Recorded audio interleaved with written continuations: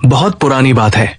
दूर पहाड़ों की गोद में, जहां बादल धरती को चूमने आते थे, वहां कुशलपुर नामक एक छोटा सा गांव बसा हुआ था। ये गांव प्रकृति की सुंदरता से भरपूर था।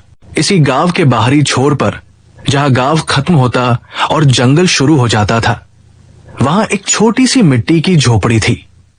इस झोपड़ी में रहता था एक सीधा साधा जुलाहा, जिसका नाम था विजय। विजय की उम्र करीब 30 साल की थी। उसका चेहरा मेहनत और धूप से झुलसा हुआ था। आंखों में सरलता थी और दिल में ईमानदारी। वो बचपन से ही करघे पर कपड़ा बुनने का काम करता आ रहा था।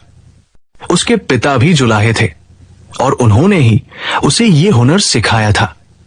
विजय के पास एक पुराना करघा था। ये करघा उसके पिता का था और उनके पिता के पिता का भी, यानी ये करघा पीढ़ियों से चला आ रहा था। लकड़ी का बना ये करघा कई जगह से टूटा फूटा था। कहीं रस्सी से बंधा था तो कहीं कीलों से जुड़ा, मगर फिर भी ये मजबूत था और चलता था। विजय इस करघे पर दिन रात मेहनत करता, धागे से कपड़ा बुनता और यही करघा उसकी आजीविका का एकमात्र सहारा था। विजय का दिन बहुत नियमित था। हर सुबह जब अंधेरा धीरे धीरे पीछे हटने लगता और आसमान में लालिमा फैलने लगती, तब वो उठ जाता। सबसे पहले वो नदी पर स्नान करने जाता। ठंडे पानी से नहाकर वो तरोताजा हो जाता।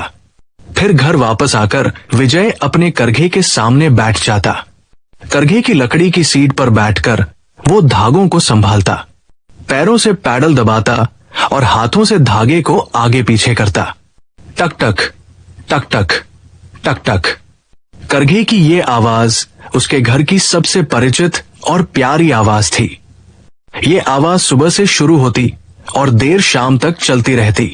विजय के करघे के बगल में एक छोटी सी चौकी पर उसकी पत्नी कमला बैठी रहती। कमला एक सुशील और मेहनती महिला थी।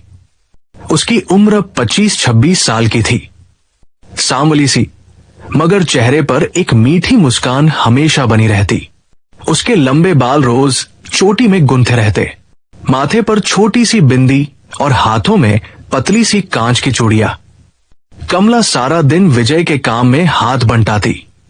कभी ताना बाना सीधा करती, कभी धागा परोने में मदद देती, कभी बुने हुए कपड़े को समेटती और इसके साथ साथ घर के सारे काम भी करती। बीच बीच में उठकर चूल्हे के पास जाती, हांडी में पानी चढ़ा देती, आटा गूंथती, कभी कभी झाड़ू पोछा भी कर लेती।